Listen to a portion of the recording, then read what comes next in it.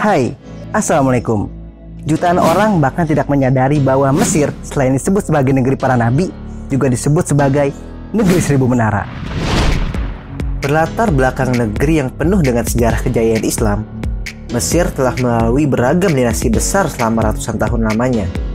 Dari semua dinasti ini, mereka berlomba-lomba membangun sebuah peradaban. Di antara peninggalan yang sangat berjasa bagi kemajuan umat Islam adalah masjid. Yap, masjid. Masjid dahulu tidak hanya digunakan sebagai tempat ibadah saja, namun juga digunakan sebagai tempat belajar atau yang biasa disebut dengan kutab dan madrasah. Dan dari situlah pembangunan masjid terus digencarkan, terutama di ibu kota Mesir, yakni Kairo. Guna mencetak para ulama, intelektual, penyair, dan tokoh-tokoh penting lainnya, maka layaklah Kairo menyandang julukan negeri atau kota seribu menara. Lalu, mengapa harus Kairo? See that, inilah ciri khas kota Kairo. Sejauh mata memandang, kalian akan disuguhkan berbagai jenis menara masjid yang menjulang tinggi. Melalui corak dan desainnya, dapat diketahui siapa yang mendirikan menara tersebut. Karena setiap dinasti memiliki karakteristik tersendiri dalam mendirikan bangunan masjid.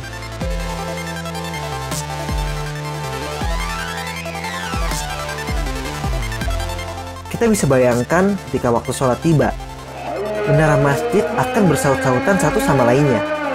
Dan ketika itulah manusia berbondong-bondong menuju masjid untuk melaksanakan kewajibannya.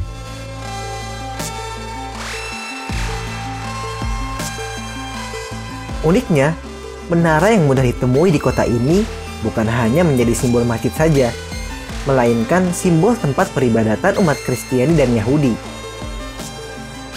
Bahkan, masjid dan gereja dibangun tampak saling berdekatan. Hal ini menjadi bukti bahwa Mesir sangat menjunjung tinggi toleransi umat beragama. Seperti Masjid Amr bin As, masjid tertua di Afrika yang berdampingan dengan gereja Magirkis dan Men Ezra Sinagog.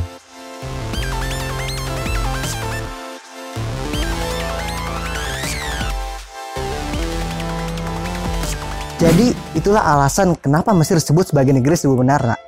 Karena menara telah menjadi simbol bagi kebesaran dan kemegahan dinasti-dinasti yang pernah berdiri di bumi Mesir ini. See you next time.